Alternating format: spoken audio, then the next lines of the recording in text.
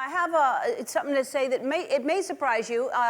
Maybe, I don't know. It may not surprise you. I don't know what surprises you or what doesn't surprise you, so I shouldn't say it may surprise you because who knows? I think it will surprise you. But I don't know the classic children's stories. I don't know them. And when people talk about them, I'm like, I don't know them. I was raised Christian Science, and somehow, I don't know what that's got to do with it, but instead of reading before bed, we just prayed. And I would pray that my parents would read me a bedtime story, is what I would pray. But they would just pray. But anyway, so my writers were talking the other day. We're sitting there talking about different things, and they started talking about kids' fairy tales. And I gotta say, I don't understand how these are bestsellers.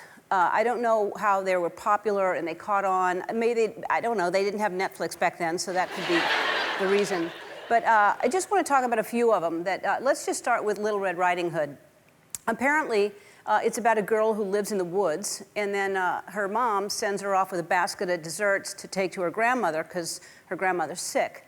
Now, I'm no doctor, but I don't think a chocolate chip cookie is going to boost Nana's immune system. Soup, maybe you want to try? I don't think I've ever heard a doctor say, get plenty of rest and make sure you eat lots of baked goods. Off you go.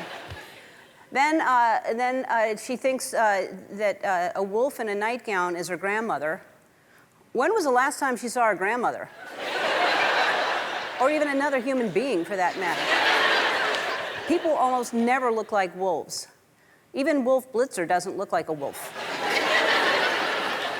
So I'm going to give this a 3 out of 5 Ellens. That's my score for that one. Then they were talking about Goldilocks and the 3 bears. Now, I knew a little bit about this one, something about a soft bed. One was too soft, one was too hard.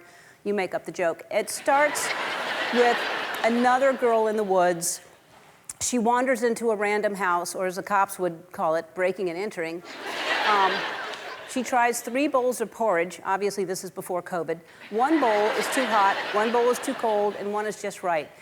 This raises a lot of questions. Why are there 3 different temperatures? Did they cook them at different times? Why would, anyway, do the bears own the house? How can they afford to buy a house?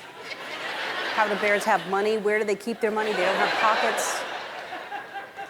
These are my questions. Anyway, then Goldilocks breaks one of the chairs somehow. I guess she was trying that out. Then she tries out the beds, like she's shopping at a mattress store. Then she falls asleep in one of the beds. This girl's a squatter. I give it 2 out of 5 Ellens.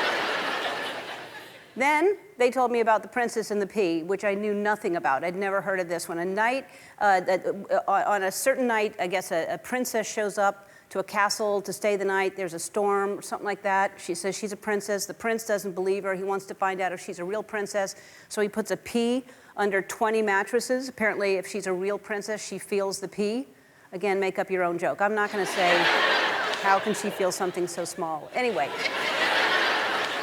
she wakes up the next morning. She says she slept horribly. She could feel something under her bed. She has bruises on her back.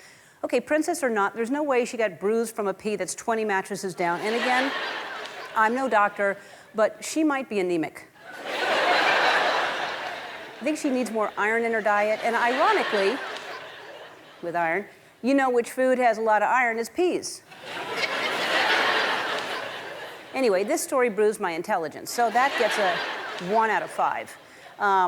Anyway, that's my take on children's classic stories. Tune in next time when I review nursery rhymes. And to wrap things up, I'm going to tell you a story. There once was a DJ who wasn't a DJ. He was a dancer. He was also a prince of a guy. And here he is now. Say hello to Twitch.